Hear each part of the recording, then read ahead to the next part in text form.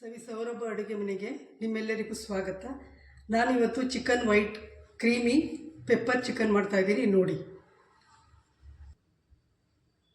Chicken, ಈರುಳ್ಳಿ, ಮೊಸರಿದೆ, pepper ಇದೆ 1.5 spoon, ಶುಂಠಿ ಬೆಳ್ಳುಳ್ಳಿ ಪೇಸ್ಟ್ ಇದೆ, ಕರಿಬೇವು, 3 ಹಸಿಮೆಣಸಿನ್ಕಾಯಿನ ಕಟ್ ಮಾಡ್ಕೊಂಡಿದ್ದೀನಿ, ಕ್ರೀಮ್ ತೊಗೊಂಡಿದ್ದೀನಿ, ಸ್ಟವ್ ಆನ್ ಮಾಡ್ತಾಯಿದ್ದೀನಿ, ಆಯಿಲ್ ಹಾಕ್ತಾಯಿದ್ದೀನಿ,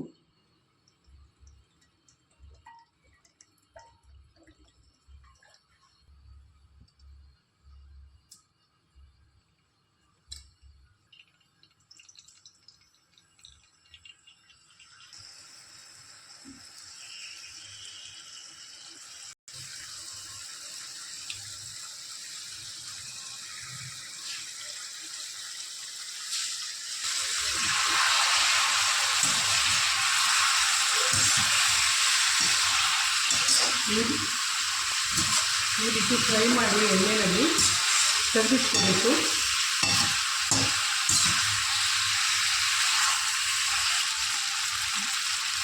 ಒಂದು 5 ಮಿನಿಟ್ಸ್ ಫ್ರೈ ಆಗಿದೆ, ಇದನ್ನು ತೆಗೆದಿಟ್ಕೋಬೇಕು. ತಗೊಳ್ತಾ ಇದ್ದೀನಿ ನೋಡಿ.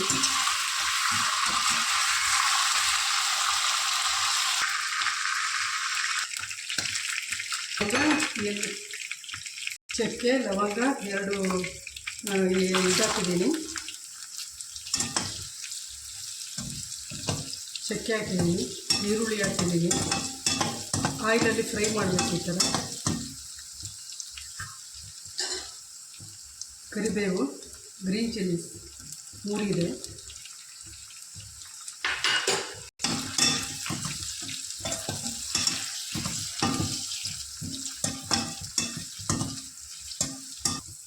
ಚಿಕನ್ ಹಾಕ್ತಾಯಿದ್ದೀನಿ,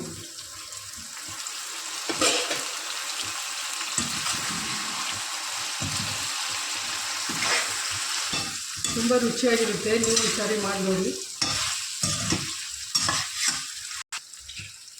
ಶುಂಠಿ ಬೆಳ್ಳುಳ್ಳಿ ಪೇಸ್ಟ್ ಹಾಕ್ತಿದ್ದೀನಿ 1 ಸ್ಪೂನು, ಪೆಪ್ಪರ್ ಹಾಕ್ತಿದ್ದೀನಿ 1.5 ಸ್ಪೂನು, ಕಟ್ಸ್ ಹಾಕ್ತಾಯಿದ್ದೀನಿ 3 ಸ್ಪೂನು,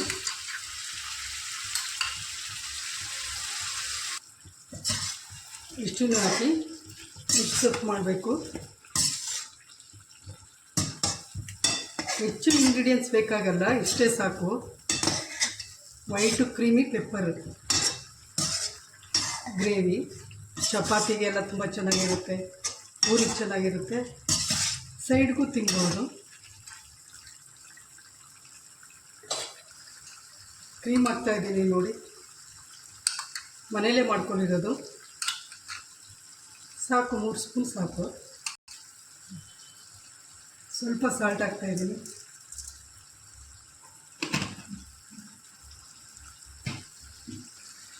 ಸ್ವಲ್ಪನೇ ವಾಟರ್ ಹಾಕಬೇಕು.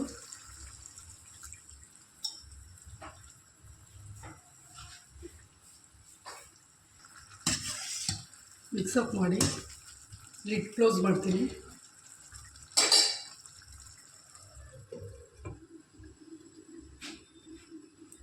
ಸಿಮ್ಮಲ್ಲೇ ಮಾಡಿ, ತುಂಬ ಹೈಯಲ್ಲಿ ಇಟ್ಕೋಬೇಡಿ, ತುಂಬ ಟೇಸ್ಟಿಯಾಗಿ ಬರುತ್ತೆ.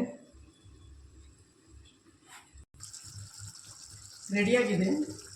ಪೆಪ್ಪರ್ ಪೌಡರ್ ಸ್ವಲ್ಪ ಉಳಿಸ್ಕೊಂಡಿದ್ದೆ, ಅದನ್ನು ಹಾಕ್ಬಿಟ್ಟು ಸ್ವಲ್ಪ ಕೊತ್ತಂಬರಿ ಸೊಪ್ಪು ಹಾಕಬೇಕು.